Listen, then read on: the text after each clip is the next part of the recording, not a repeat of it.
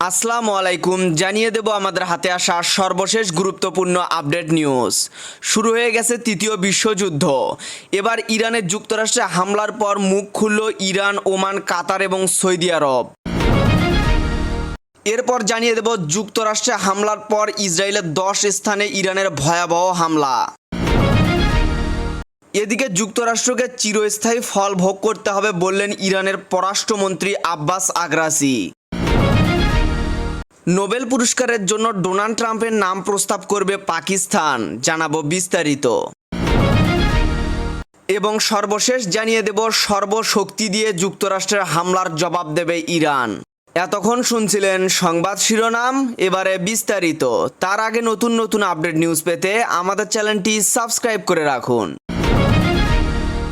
সংবাদ মাধ্যম আল জাজিরার একটি প্রতিবেদনে বলা হয়েছে, ইরানে পারমাণবিক স্থাপনায় যুক্তরাষ্ট্রে হামলার পর মধ্যপ্রাচ্যের প্রতিবেশী দেশগুলো একে একে তীব্র উদ্বেগ ও নিন্দা প্রকাশ করেছে।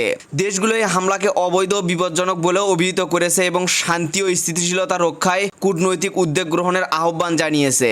ইরাক সরকার এক বিবৃতিতে জানিয়েছে, ইরানের পারমাণবিক স্থাপনায় মার্কিন হামলার ঘটনা তাদের গভীর উদ্বেগের কারণ হয়ে দাঁড়িয়েছে। ইরানি কর্তৃপক্ষের মতে সামরিক সংঘাতের এই ঘটনাটি পুরো মধ্যপ্রাচ্যের শান্তি ও স্থিতিশীলতার মধ্যে মারাত্মক হুমকি তৈরি করেছে।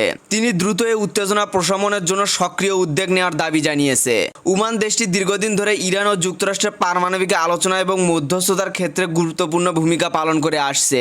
এই হামলাকে অবৈধ আগ্রাসন হিসেবে নিন্দা জানিয়ে অবিলম্বে সকল পক্ষকে উত্তেজনা কমানোর আহ্বান জানিয়েছে তারা। ওমানের পররাষ্ট্র মন্ত্রণালয়ের মুখপাত্র দেশের সরকারি বার্তা সংস্থা ONA কে বলেন, যুক্তরাষ্ট্রের পদক্ষেপ আন্তর্জাতিক আইন ও জাতিসংঘ সনদের সরাসরি লঙ্ঘন এবং এটি মধ্যপ্রাচ্যের সংঘাত ছড়িয়ে পড়ার ঝুঁকি বাড়িয়েছে।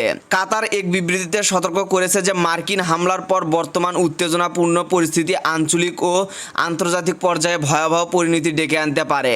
কাতার এই হামলাকে স্থিতিশীল পরিস্থিতির জন্য মারাত্মক হুমকি হিসেবে আখ্যা দিয়ে অবিলম্বে সামরিক উত্তেজনা বন্ধ করে কূটনৈতিক আলোচনায় ফেরার আহ্বান জানিয়েছে। ইরানের যুক্তরাষ্ট্রের সামরিক হামলার পর উদ্বেগ প্রকাশ করেছে সৌদি আরব। দেশটির পররাষ্ট্র মন্ত্রণালয় জানিয়েছে, ইরানে পারমাণবিক স্থাপনাগুলোর উপর হামলার বিষয়টি তারা গভীরভাবে পর্যবেক্ষণ করছে। এক বিবৃতিতে বলা হয়েছে, ইরানের সাম্প্রতিক যে ঘটনা ঘটেছে, বিশেষ করে যুক্তরাষ্ট্রে হামলার পর দেশটির পারমাণবিক স্থাপনাগুলো লক্ষ্যবস্তু হয় এবং তা আমাদের গভীর উদ্বেগের কারণ। সৌদি সরকার এই সংকট মোকাবেলায় সকল পক্ষকে সংযম প্রদর্শনের আহ্বান জানিয়েছে। তিনি এই মুহূর্তে উত্তেজনা হ্রাস ও সংঘাত এড়াতে রাজনৈতিক সমাধানের পথ খোঁজা জরুরি। একই সঙ্গে আন্তর্জাতিক সম্প্রদায়কে বিষয়টি দ্রুত শান্তিপূর্ণভাবে সমাধানের জন্য কার্যকর ভূমিকা রাখার আহ্বান জানানো হয়েছে। এদিকে ইরানের 3টি পারমাণবিক স্থাপনায় যুক্তরাষ্ট্রের বোমারু বিমানের হামলা হয়েছে। এই ঘটনার সময় মার্কিন প্রেসিডেন্ট ডোনাল্ড ট্রাম্প ওয়াশিংটনের হোয়াইট হাউসে উপস্থিত ছিলেন বলে জানা যায়। সংবাদ মাধ্যম আল জাজিরার একটি প্রতিবেদনে বলা হয়েছে, ইরানের যুক্তরাষ্ট্রের বোমা বর্ষণের পর ইসরায়েলের রাজধানী তেল আবিব সহ 10 স্থানে প্রথমবার রকেট ও সরপানেল হামলা চালিয়েছে ইরান।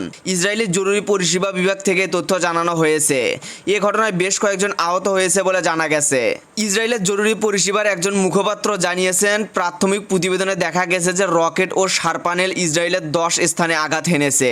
এই এলাকাগুলোর মধ্যে রয়েছে কারমেল, হাইফা, তেল আবিব অঞ্চল এবং উত্তরের উপকূলীয় সমতল ভূমি। তিনি আরও জানান, ইরানের ক্ষেপণাস্ত্র হামলার ফলে ইসরায়েলের 11 জন আহত হয়েছেন এবং তারা চিকিৎসা নিচ্ছেন। তাদের মধ্যে একজন শার্পনেলের আঘাত পেয়েছেন আর বাকি 10 জন স্বল্প মাত্রায় আঘাত পেয়েছেন। জানা গেছে, ইরানি ক্ষেপণাস্ত্রের সর্বশেষ আঘাতের খবরে ইসরায়েলের জরুরি সেবাকর্মীরা 10টি স্থানে ছুটে গেছেন এবং উদ্ধারের কাজ করছেন।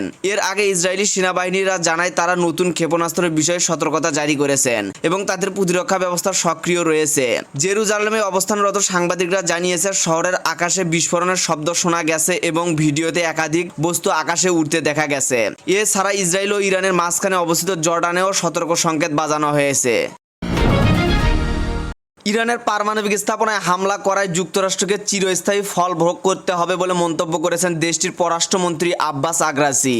হামলা করে যুক্তরাষ্ট্র আন্তর্জাতিক আইন লঙ্ঘন করেছে বলে দাবি তার। সামাজিক যোগাযোগ মাধ্যমে আগ্রাসি বলেন, জাতিসংঘের নিরাপত্তা পরিষদের স্থায়ী সদস্য মার্কিন যুক্তরাষ্ট্র ইরানের শান্তিপূর্ণ পারমাণবিক স্থাপনগুলোতে আক্রমণ করে জাতিসংঘ সনদ, আন্তর্জাতিক আইন এবং নিউক্লিয়ার নন পলিফ্রেকশনারি চুক্তির গুরুত্বপূর্ণ লঙ্ঘন করেছে। আজকের এই ঘটনার জন্য তাদের অত্যন্ত ভয়াবহ এবং এর চিরস্থায়ী পরিণতি ভোগ করতে হবে। জাতিসংঘের প্রতিটি সদস্যকে অত্যন্ত বিপজ্জনক আইন এবং অপরাধমূলক আচরণের জন্য সতর্ক থাকতে হবে। তিনি আরও বলেন যে ইরান তার সার্বভৌমত্ব, স্বার্থ এবং জনগণকে রক্ষার জন্য সব বিকল্প সংরক্ষণ করে। এদিকে ইরানে মার্কিন হামলার পর সোমবার 23 জুন জরুরি বৈঠক ডেকেছেন আন্তর্জাতিক পারমাণবিক শক্তি সংস্থা বা আইইএ। ইরানে সৃষ্ট জরুরি পরিস্থিতির প্রেক্ষিতে এই বৈঠক ডাকা হয়েছে বলে জানিয়েছে জাতিসংঘের পারমাণবিক পর্যবেক্ষণ সংস্থার প্রধান, খবর বিবিসির। এদিকে ইরানের পারমাণবিক সংস্থার প্রধান মোহাম্মদ ইসলাম আইইএ কে চিঠি লিখে জানিয়েছেন তেহরান চায় যুক্তরাষ্ট্রে হামলার বিষয়ে তদন্ত হোক। একই সঙ্গে তারা আইইএ এর কাছে যুক্তরাষ্ট্রে হামলার নিন্দা জানানোর দাবি জানানো হয়েছে বলে ইরানের গণমাধ্যমে খবর বলা হয়েছে। নোবেল শান্তি পুরস্কারের জন্য যুক্তরাষ্ট্রের প্রেসিডেন্ট ডোনাল্ড ট্রাম্পের নাম প্রস্তাব করবে বলে জানিয়েছে পাকিস্তান সরকার। গত মাসে ভারত ও পাকিস্তানের মধ্যে যুদ্ধবিরতির মধ্যস্থতায় সহায়তার ক্ষেত্রে তার ভূমিকার জন্য পরিকল্পনার কথা জানিয়েছে ইসলামাবাদ। সামাজিক মাধ্যম এক্সে দেয়া এক পোস্টে পাকিস্তান বলেছেন, সম্প্রতি ভারত পাকিস্তান সংকটের সময় গুরুত্বপূর্ণ নেতৃত্ব আর সিদ্ধান্তমূলক কূটনৈতিক হস্তক্ষেপের স্বীকৃতি স্বরূপ ট্রাম্পের এই পুরস্কার প্রাপ্য। গত মাসে ওই লড়াই অবসানে যুক্তরাষ্ট্রের মধ্যস্থতাকে প্রত্যাখ্যান করেছিল ভারত। দেশটি বলেছিল তারা তৃতীয় কোনো দেশের কূটনৈতিক হস্তক্ষেপ চায় না। ডোনাল্ড ট্রাম্প প্রায় বলে থাকেন যে তারা নোবেল পাওয়া উচিত। চলতি বছরের অক্টোবরে নোবেল শান্তি পুরস্কার বিজয়ীর নাম ঘোষণা করা হবে। পারমাণবিক স্থাপনায় যুক্তরাষ্ট্রের হামলার তীব্র নিন্দা জানিয়েছে ইরানের পররাষ্ট্র মন্ত্রণালয়। এক বিবৃতিতে পররাষ্ট্র মন্ত্রণালয় বলেছে, এই হামলায় আন্তর্জাতিক আইনের চরম ও নজিরবিহীন লঙ্ঘন এবং ইরানের এই আগ্রাসনের বিরুদ্ধে প্রতিরোধের পূর্ণ অধিকার রয়েছে।